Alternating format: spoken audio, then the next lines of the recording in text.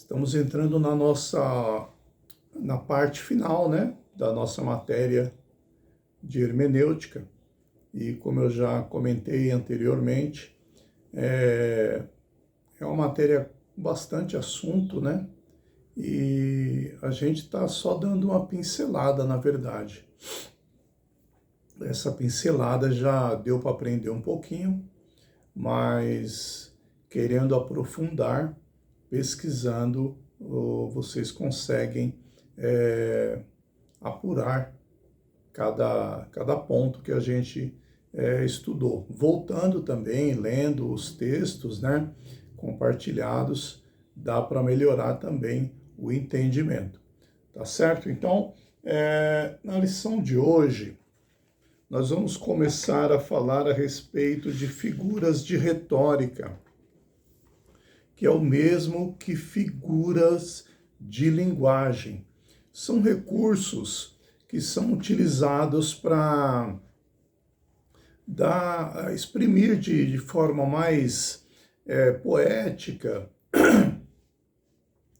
de maneira tornar mais expressiva, né, um texto, uma frase, e essas palavras são recursos linguísticos que vão ser utilizados aí pelos escritores, tá?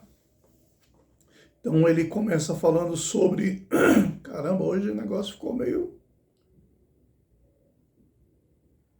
Parece que tá arranhando a garganta. Ele começa falando que a figura de retórica é o mesmo que figura de linguagem, né? E tem a finalidade última de buscar uma forma mais expressiva de elaborar uma mensagem. Todos nós utilizamos de figuras de linguagem, muitas vezes, muitas vezes.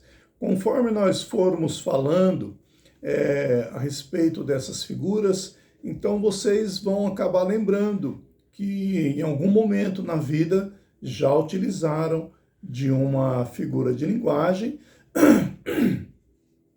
além, é lógico, né, de muitas vezes, quando está fazendo uma leitura, se deparar com uma figura de linguagem, tá bom? A primeira e uma das mais famosas que ele vai citar é a metáfora.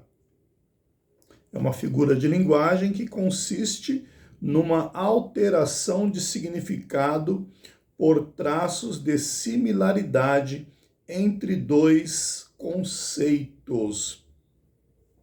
Normalmente, uma palavra que designa uma coisa passa a designar outra, por haver entre elas traços de semelhança. A metáfora é, pois, uma comparação implícita, isto é, sem o conectivo comparativo. Tá? Então, ele vai dar um exemplo. O exemplo bíblico que ele vai dar aqui é a respeito de Jesus, né? João 14:6. Eu sou o caminho e a verdade e a vida. Ninguém vem ao Pai senão por mim. João 14:6. Então veja que essa fala de Jesus, ele se autodenomina o caminho. Ele também se denomina a verdade. E ele se denomina como sendo a vida. De maneiras que, sendo uma pessoa, Jesus, ele se declara como sendo o caminho. Quando nós ouvimos a palavra caminho, algo vem na nossa mente. O que vem na sua mente, ô Messias, quando fala de caminho? Uma estrada a seguir. Uma estrada. E você, ô Kátia? Da mesma forma. Mesma forma, né? Fala, Angélica. Uma direção. Direção. Fala, Eliseu.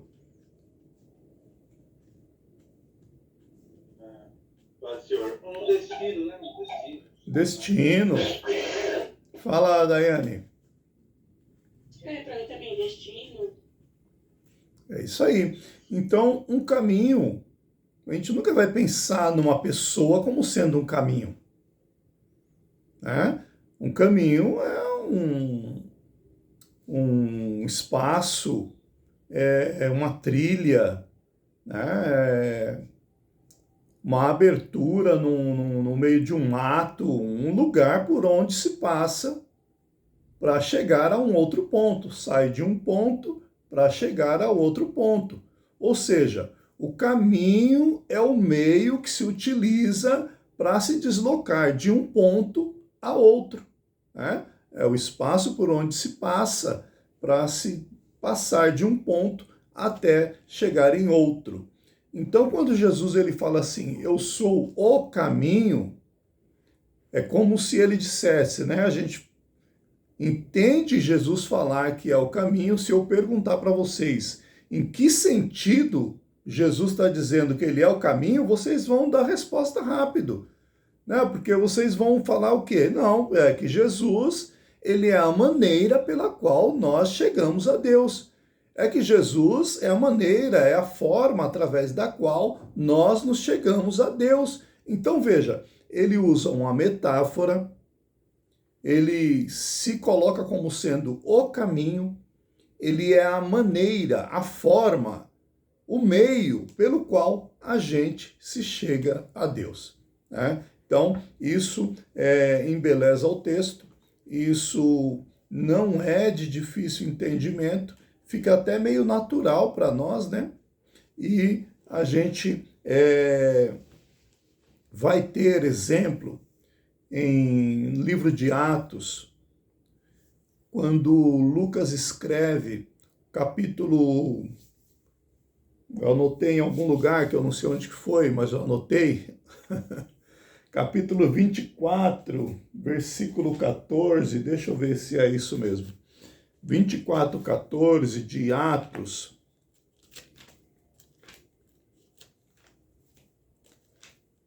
Olha lá, 24, 14. Mas confesso-te que, conforme aquele caminho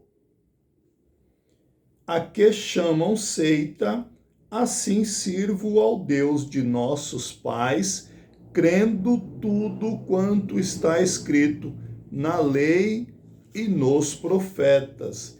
Tem um outro momento que Lucas ele fala a respeito do caminho, que é em Atos capítulo 22, versículo 4, que ele fala assim, ó, persegui este caminho até a morte.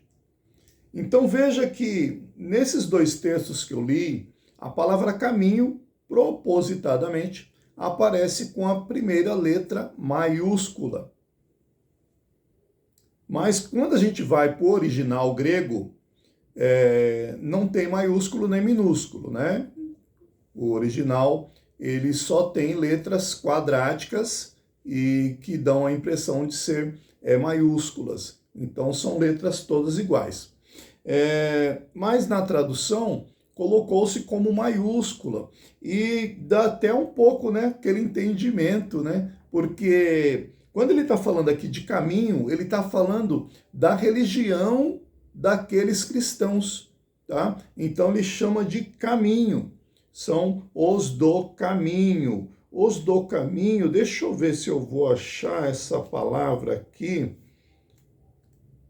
Eu lembro que Atos, próprio livro de Atos,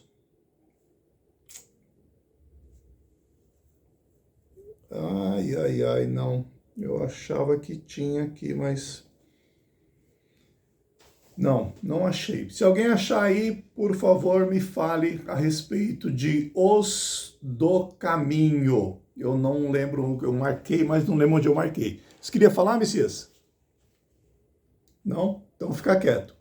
Ó, então essas são algumas vezes que foi utilizada essa palavra caminho e Jesus se declarou como o caminho. E as pessoas, o apóstolo Paulo, mais de uma vez, ele chama os cristãos de os do caminho, né? Persegui o caminho, falando a respeito dos cristãos, falando a respeito daquela nova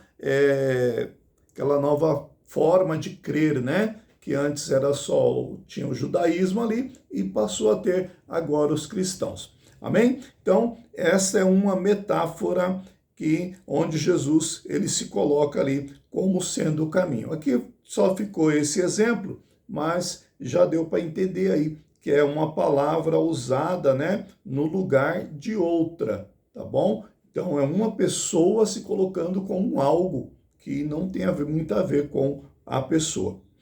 A metonímia. Metonímia é também uma figura de linguagem que, como a metáfora, consiste numa transposição de significado. Isto é, uma palavra que usualmente significa uma coisa, passa a ser usada com outro significado. Olha só que interessante os exemplos. Pão para quem tem fome. E aí, quando fala de pão, o que a gente pensa? O que vem primeiro na nossa mente quando fala de pão? Pão da Rosa de Saron. Eita Deus! Não lembra nada, irmãos? O que passa aí na mente dos irmãos quando fala de pão? Alimento. Alimento. E é bem isso o que o autor, o escritor, ele quer dizer, né? Pão, para quem tem fome, vai sempre falar a respeito de alimento e não simplesmente daquele alimento feito de farinha de trigo, fermento, água, né? Sal ou açúcar, né? Não é daquele que você passa manteiga e tal. Esse pão, esse sentido de pão que ele está falando aqui é alimento em geral. É o alimento em geral. Veja que quando nós lemos lá a tentação de Jesus, que o inimigo fala a respeito de Jesus transformar as pedras em pão, a gente pensa na fome de Jesus. Se em vez de pão Jesus comesse carne, alimentaria ou não? Se em vez de pão ele comesse arroz e feijão, alimentaria ou não? Igualmente, não é mesmo? Alimentaria igualmente e era a suficiência para atender a questão da fome, que era o problema no caso. Mas usa a palavra pão para dar o entendimento de satisfazer aquela necessidade física, tá? Então, é uma metonímia. Outra frase aqui, não tinha teto em que se abrigasse. Alguém se abriga em teto, irmão? Além de morcego? O morcego fica penduradinho lá no teto, né? Ninguém mora em teto, né? Então isso aqui é uma figura de linguagem. É uma figura de linguagem onde uma parte, está falando de uma parte da casa. Né? Para que haja o teto, precisa haver as paredes. Para que a pessoa possa abrigar, precisa haver janela, precisa haver porta, né? Tem que ter a pia, tem que ter uma série de coisas, né? Para que seja uma casa de fato e não apenas um teto. Então, não tinha teto em que se abrigasse. Então, o teto em lugar da casa, tá? Então, veja que a metonímia, ela pega uma parte no lugar do todo, tá? Outro exemplo interessante, procurou no Aurélio o significado daquela palavra. Então, quando a gente fala do Aurélio, a primeira coisa que nos vem à mente é o dicionário, porque o dicionário Aurélio ficou muito famoso, né? Dicionário Aurélio da língua portuguesa. Então, as escolas adotaram aqueles dicionários menorzinhos para as crianças poderem utilizar e levar para a escola, né? Então, sempre que fala de Aurélio, a gente lembra que Aurélio é um dicionário famoso, tá certo? Então, procurou no Aurélio o significado daquela palavra. O que tem a ver Aurélio? Aurélio é nome de uma pessoa, só que é um autor de dicionário que ficou famoso, tá bom? Então, a metonímia é usada para figurar o uso da causa pelo efeito ou o sinal ou o símbolo pela realidade indicada pelo símbolo. Agora o exemplo bíblico. Disse-lhe Abraão: tem Moisés e os profetas, ouçam-nos. Esse exemplo bíblico aqui, né, é aquele caso daquela história que Jesus contou a respeito do rico e do Lázaro, tá certo? A história do rico e do Lázaro, Jesus, ele relata ali uma situação onde uma pessoa era pobre, sofria, vivia na dependência, né? E havia outra pessoa que era rica, tinha tudo do bom e do melhor, uma vida de bastante condição financeira, era muito luxuoso, mas um dia aquele camarada veio a morrer. E Lázaro também morreu. Mas fala que quando Lázaro morre, ele é recolhido pelos anjos, né? A alma dele é recolhida pelos anjos. E aquele rico, quando morre, ele é sepultado. Só fala isso, que ele é sepultado. Mas depois, Jesus ele dá um relato do que acontece lá no Hades, tá? Lá no Hades era um local, é o local dos mortos, onde havia uma separação. De um lado ficavam as pessoas que morriam sem crer em Deus. Do outro lado, as pessoas que morriam crendo em Deus. Havia entre eles uma separação e um não tinha contato com o outro. E Jesus ele fala que o rico, ele estava sofrendo, estava um calor, uma coisa terrível lá, e uma secura na boca. E ele pediu para... Aquele rico falou com Abraão, que estava do lado onde estava o Lázaro, e pediu para Abraão mandar Lázaro vir passar pelo menos o dedo molhado na boca dele, que o negócio estava sério lá.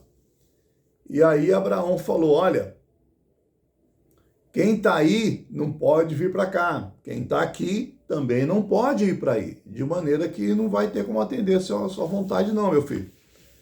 E aí o rico falou assim, então faz o seguinte, manda Lázaro, rico sempre manda, né? Rico é terrível. Manda Lázaro ir lá avisar os meus irmãos, para que eles não venham para cá e sofram como eu estou sofrendo.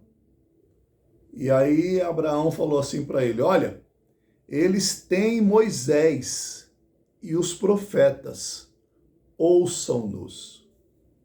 Veja, nós estamos falando de Jesus, pelo menos 2000 anos, cerca de 2000 anos depois de Moisés. Todos os profetas já haviam morrido. Então, o que Abraão está falando para aquele rico? Eles têm os textos de Moisés. Eles têm os textos dos profetas. Então, eles meditem nessa palavra e vejam o que essa palavra traz de ensinamento para que eles não entrem em condenação. Era isso. Mas, em vez de falar tudo isso que eu falei aqui, apenas Abraão falou para aquele camarada: tem Moisés e os profetas, ouçam-nos. Pronto. Isso aqui basta, né? Observe que o texto diz: tem Moisés e os profetas, ao invés de dizer os escritos de Moisés e dos profetas ou do Antigo Testamento. Tá bom? Então, essa é a metonímia. Pode falar, Eliseu. Professor, primeiramente quero parabenizar aí. A aula está linda aí. O tema, sinceramente, eu estou aqui, não vou nem jantar. Separa aí que eu passo aí, Pedro. Eu fiz uma anotação aqui sobre a similaridade aí, né? Essa parte aí é um recurso, essa sindoque aí, porque quando usou ali, o escritor usou ali o exemplo ali de tomar o todo pela parte. Aí citou lá o exemplo lá do 1 Coríntios, né, 11 e 26, achei lindo isso aí. E é uma coisa que assim, né, já dá para entender, mas eu queria saber o que significa esse sindoque. Aí é um recurso, é o quê? Tá. A sinédoque é a próxima figura de retórica. Nós já vamos falar a respeito dela, tá? Mas assim como a metáfora, assim como a metonímia, também é uma figura de linguagem ou figura de retórica que é utilizada aí para poder embelezar o texto, tá bom? Então, só dando andamento aqui na metonímia, ele vai dar um outro exemplo para clarear ainda mais as ideias. Ó, também é usada para explicar a realidade pelo símbolo. Veja o exemplo. Tornou-lhe Pedro: nunca me lavarás os pés. Replicou-lhe Jesus: se eu não te lavar, não tens parte comigo.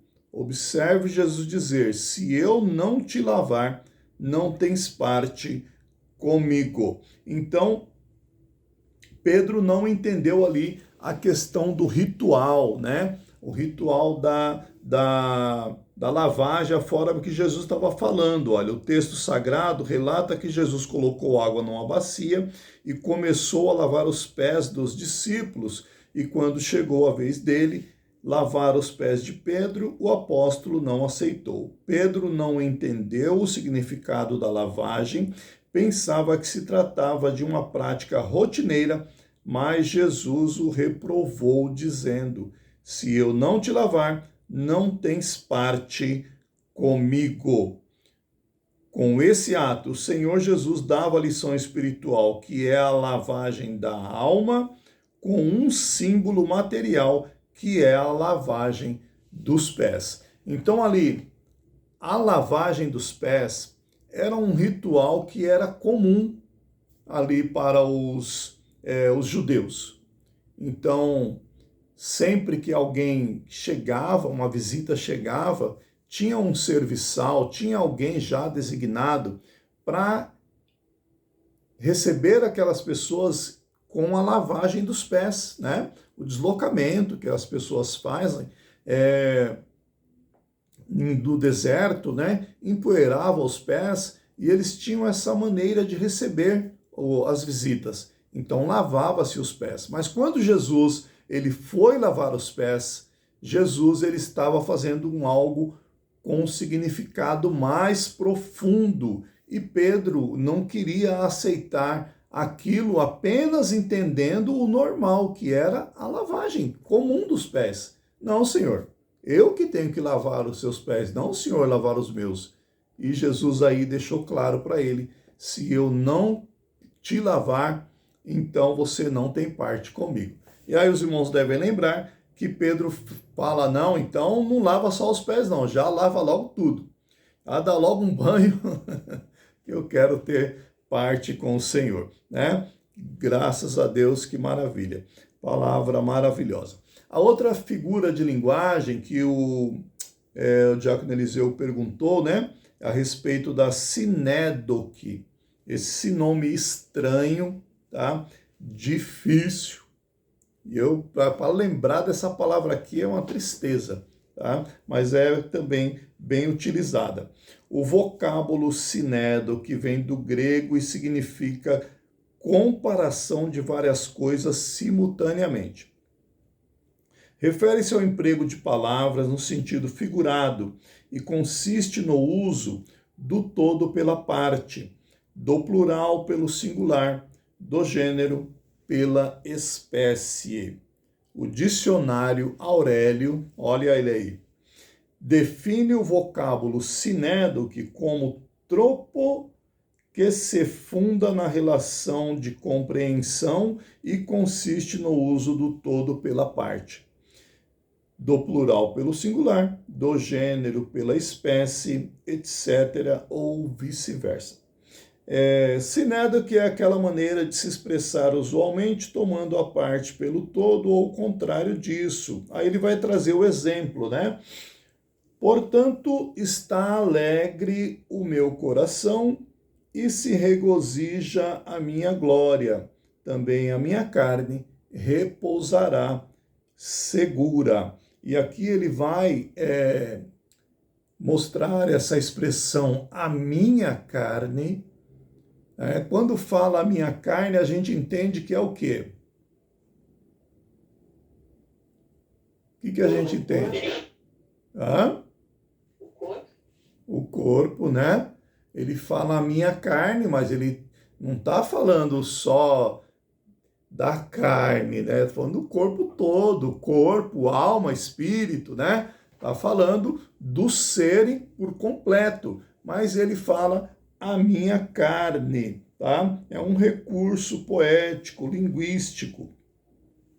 Então o salmista diz: a minha carne, que é apenas uma parte do seu ser inteiro, habitará em segurança, quando deveria dizer o meu ser, que faz parte do seu todo, ou o meu corpo habitará em segurança. Um outro exemplo disso é a expressão paulina em 1 Coríntios 11, 26, quando ele diz: todas as vezes que beberdes este cálice. Alguém já bebeu um cálice?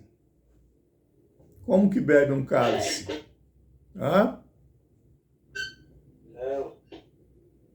Como que bebe um cálice? Ó, vou beber um copo de água, ó. O copo continua aqui, não bebi o copo. Então, são coisas que a gente até fala assim, de forma espontânea, sem nem analisar, observar, tá? Então, é a sinédoque em ação. Em lugar de dizer beberdes deste cálice, isto é, do que está no cálice. Porque o cálice não é algo que se pode beber. Aqui ele toma o todo pela parte, quando deveria referir-se somente à parte que é o vinho contido no cálice, né? Então, é uma observação bastante interessante, né, e importante, tá? Tem várias situações onde é utilizada uma sinédoque e a gente analisando alguns textos a gente vai encontrar isso aí, amém? A outra forma aqui, né, a outra figura de retórica ou de linguagem é o antropomorfismo, que é muito recorrente também, né? Acontece bastante. Este termo vem da palavra grega que significa de forma humana. É a atribuição de qualidades humanas ao ser divino ou a ideia de que Deus tem alguma espécie de formato similar à anatomia humana. Então, esse recurso é o que facilita o nosso entendimento a respeito do ser de Deus, né?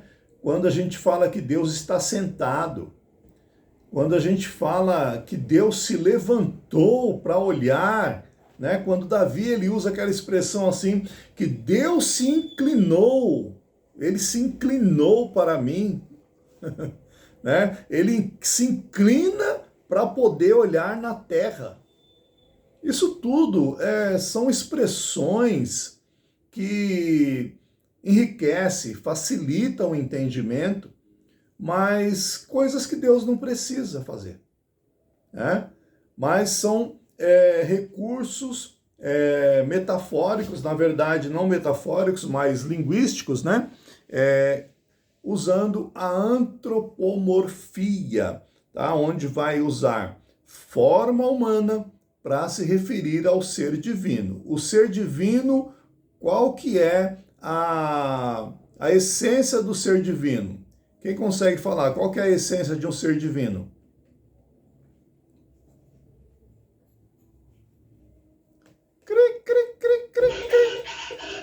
Por favor, repita a pergunta. Eu dei uma dispersada. A essência do ser divino.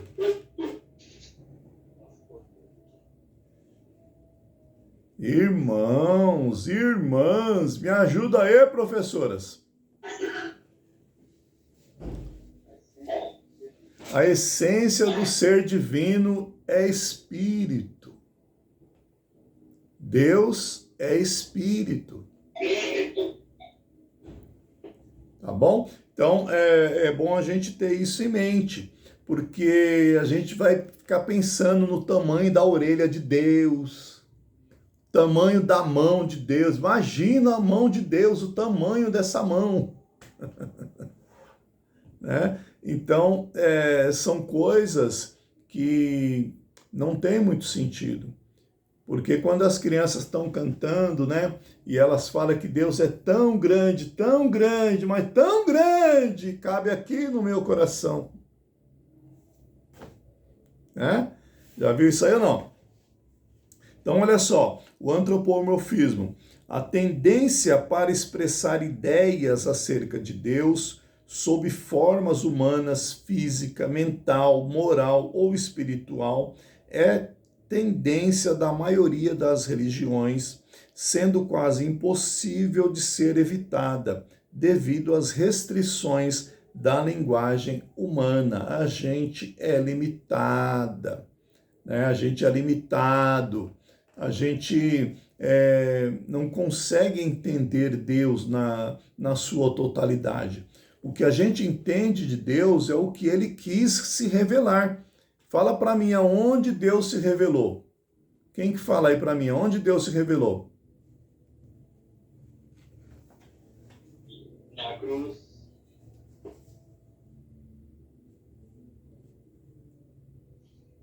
Na Bíblia. A minha está revelada. Quer saber de Deus? É o que está na Bíblia. Tá bom? É onde Deus se revelou. É na sua palavra. Então, olha só, não há entre os homens uma linguagem puramente divina, pelo que não há como falar de Deus sem usar termos que o antropomorfizem, tá? Deus é descrito em vários trechos bíblicos como tendo forma humana. Veja alguns exemplos disto. Então, tem versículos aí que vai falar de Deus com pés, né? Os pés de Deus, né? Tem um versículo que fala que a terra é o estrado dos seus pés, né? Com mãos, ele tem o mar, né, na concha da sua mão. Pega as águas da terra na concha da sua mão. Fala a respeito de boca, né? A boca de Deus, coração, como homem de guerra. Tem muitas outras referências falando de formas de Deus, de maneiras de Deus, de forma que a gente consiga entender, utilizando coisas que são inerentes ao ser humano, mas para se referir a Deus. Por que isso? Para que a gente possa entender. Tá? Eu citei esses dias na escola dominical um versículo que falava a respeito de que Deus, ele subiu nas asas de um anjo e se deslocou e voou. Claro que isso é uma poesia, é uma linguagem poética. Será que Deus precisa subir em anjo? Será que anjo tem asa? Então, essas questões de linguagens figuradas, né, a gente precisa tomar cuidado para não literalizar, né, para não se complicar depois no entendimento, ok? Antropopatismo. Eita, meu Deus do céu. Mas essas duas aqui são muito importantes. Antropomorfismo e antropopatismo. Porque antropopatismo é uma figura que vai falar a respeito de reações, sentimentos humanos, só que agora em Deus, tá? Assim como a gente viu formas humanas em Deus, agora sentimentos, situações que são próprias do ser humano, mas para falar a respeito de Deus. Esse termo vem do grego, que significa homem e também sofrer. Trata-se de uma palavra usada para atribuir sentimentos humanos a qualquer coisa não humana, como objetos inanimados, animais, fenômenos da natureza, seres espirituais e até mesmo Deus, tá? Vamos a alguns exemplos aí onde Deus é apresentado com sentimentos humanos. Um que é muito famoso, né? É quando fala que Deus se arrependeu, como esse que é citado aqui em Gênesis capítulo 6, que fala que Deus se arrependeu de ter criado o ser humano, ter criado o homem, tá? Então, nós vamos ver depois, mais para frente, lá em Números, que fala que Deus não é homem para que minta, nem filho do homem para que se arrependa. Mas nós vamos encontrar esse versículo, essa referência, dizendo que Deus se arrependeu, tá? Então, o arrependimento, o que pode causar o arrependimento? Quando que a gente se arrepende? Fala aí para nós, por favor. Quando que a gente se arrepende? Quando a gente faz alguma coisa errada. Quando a gente erra. Você ia falar isso aí, Messias? Quando a gente erra. É possível Deus errar, irmão? Será que é possível Deus cometer algum erro? Teve um cálculo aí errado, saiu fora da linha alguma coisinha. Para Deus isso não tem como. Tá? Então, essa questão desse arrependimento aqui, em Deus, não é como no homem, porque Deus não erra, Deus não falha, não tem como.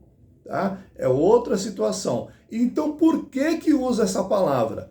Para que nós possamos entender a situação. Tá? Então, é como se algo tivesse dado errado.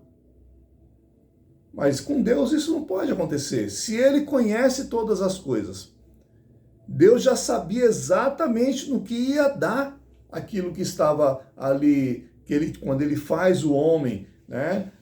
Toda a sua trajetória, Deus já sabia no que podia dar, até que ponto, onde poderia chegar, tá certo? Então, para nós podermos ter um maior entendimento a respeito dessa questão de soberania de Deus, essa questão de Deus conhecer todas as coisas, basta nós lermos ali Isaías, acho que 45, aonde Deus ele fala de um imperador que não é crente, um imperador que não é judeu, um imperador que não é servo de Deus, mas Deus chama ele de meu ungido, Deus chama ele pelo nome, muitos anos antes dele existir. Isso não significa que esse camarada aceitou Jesus, ou serviu a Deus, ou foi para o céu, ou qualquer coisa. Não. Não tem a ver com salvação. Então Deus fala de Ciro, que foi um imperador persa, antes mesmo desse camarada existir, e Deus falou o nome dele. Misericórdia. Negócio tremendo. Então veja que é um ser, irmão, que é completamente longe do nosso alcance. A nossa mente não alcança. Mas precisa, então, para que nós possamos entender alguma coisa nesse relacionamento com Deus, utilizar coisas que são própria nossa, tá? Como os sentimentos. Então, vai ter texto falando que Deus se arrepende, vai ter texto falando que Deus se entristece, vai ter texto falando que Deus sente ciúmes, Deus sente ira, Deus sente cheiro, né? Como é que faz para sentir cheiro, irmão? Lembra da Covid? Todo mundo aí com o nariz aí não sentia cheiro por causa da Covid, né?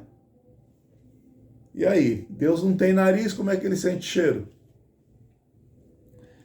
Anda e vê. Então são situações que são próprias do ser humano, mas utilizada para Deus aqui, tá? E são vários versículos que tem aí, nós não vamos ter tempo para ficar lendo os versículos, tá?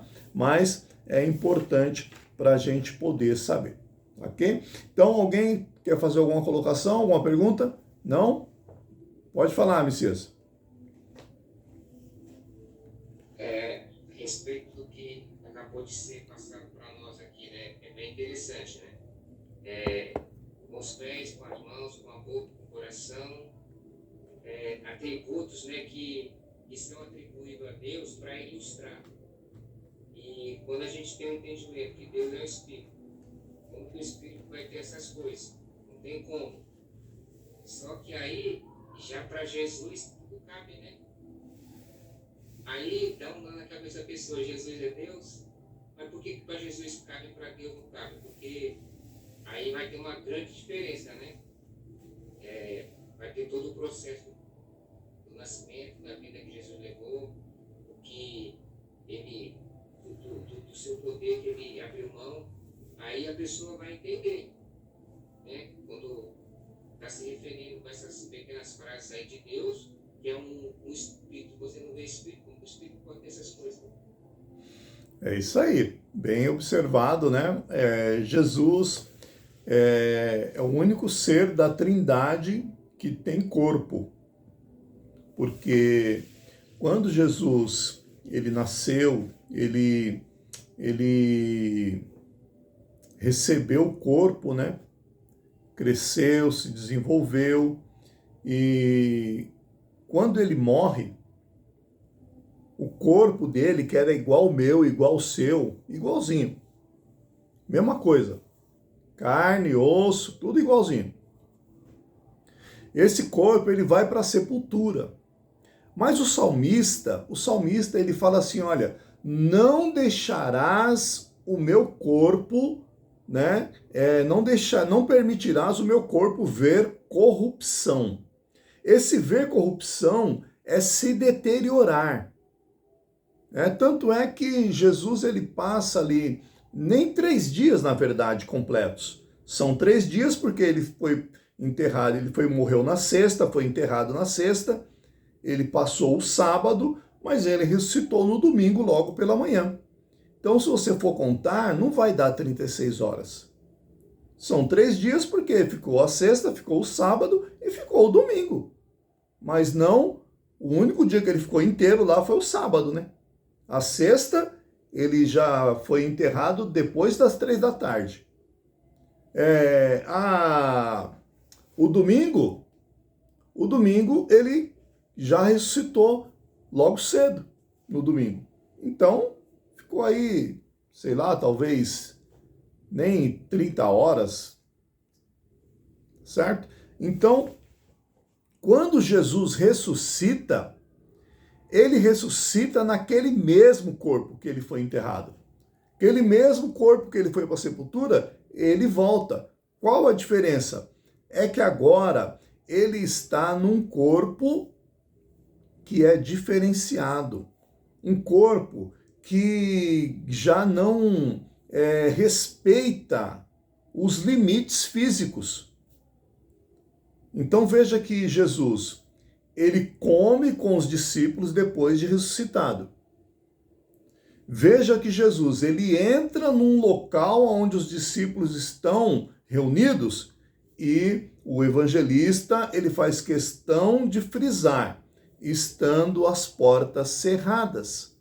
As portas estavam fechadas e Jesus se manifesta no meio deles. João capítulo 20. Jesus aparece no meio deles. Ou seja, as paredes, as portas não limitaram Jesus. Ele não abriu a porta para entrar, ele simplesmente apareceu no meio. Quando Tomé duvida de Jesus, aí Jesus fala: Tomé, toca na minha mão. Ou seja, aquela mão que foi ferida, Tomé, ele viu e ele passou a mão e ele sentiu ali o local onde foi machucado. Toca do meu lado, aonde furou com a lança. Tomé vai lá e vê e confere e confirma que ali realmente está Jesus, tá bom? Então, dessa maneira, Jesus, ele é a única pessoa que tem corpo, porque foi assim que ele subiu ao céu, com corpo. O corpo que ele foi enterrado, o corpo que ele ressuscitou agora glorificado, ele subiu ao céu e ele está dessa maneira. Com relação à dificuldade para entender, só vamos entender mesmo quando chegar lá. Não tem como, irmãos. Por quê? Porque nós vamos para Deuteronômio capítulo 29, versículo... Eu não vou lembrar mais, vocês lembram aí? É 29 e 29? Não pode esquecer esse capítulo, esse versículo, viu? Deuteronômio capítulo 29. Deixa eu ver se é versículo 29. Ó, 29. As coisas encobertas são para o Senhor, porém as reveladas são para nós e para os nossos filhos para sempre, para cumprirmos todas as palavras desta lei.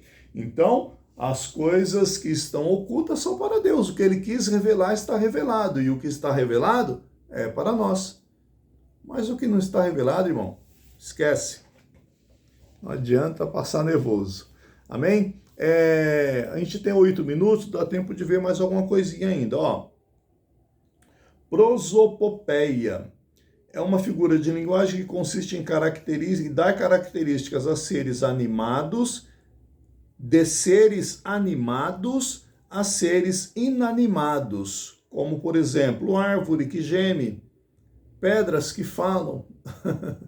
Então, o ser animado é o ser que é vivo, né? Um animal. O ser inanimado é um objeto, uma pedra, uma árvore, né? Apesar que uma árvore tem vida, né? Ou ainda dar características humanas a objetos e animais, transformando-os em personagens. A prosopopeia tem a ver com personificação. Essa palavra é usada quando se quer personificar um ser inanimado, ou seja, que não tem vida, atribuindo-lhe vida, movimento e ação. Veja alguns exemplos disso. Onde está, ó morte, a tua vitória? Onde está, ó morte, o teu aguilhão? Então, o apóstolo Paulo, ao escrever esse texto em 1 Coríntios, capítulo 15, ele fala com a morte, né? Querendo questionar a morte, que é como se fosse um ser, como se fosse um ente, e a morte não é nada disso. A morte é uma condição, né? Não tem um anjo que é a morte, que nem os filmes mostram lá, aquela figura com um capuz e esse negócio todo. Não existe isso. Isso é invenção, né? E o anjo da morte é uma referência àquele anjo que foi ordenado que passasse no Egito para matar. Mas a morte não é uma figura, não é um ente. A morte é uma condição. Existe a vida e existe a morte. Ou seja, enquanto a vida é o princípio e vai ter um desenvolvimento, vai chegar um momento que vem a morte, que é uma condição de quem? A morte é uma condição de quem? Fala aí, irmãos. Vamos acordar aí, vai. A morte é uma condição de quem? Da vida. Hã? Da vida. A morte é uma condição de quem não está vivo. Né? Quem perde a vida passa a ser considerado morto. É isso, tá bom? Então, Paulo ele brinca, né, com esse sentido da palavra aí. Observe que nesta passagem o apóstolo Paulo fala da morte como se fosse algo que tivesse vida e pudesse praticar alguma ação, ao perguntar: onde está, ó morte, a tua vitória?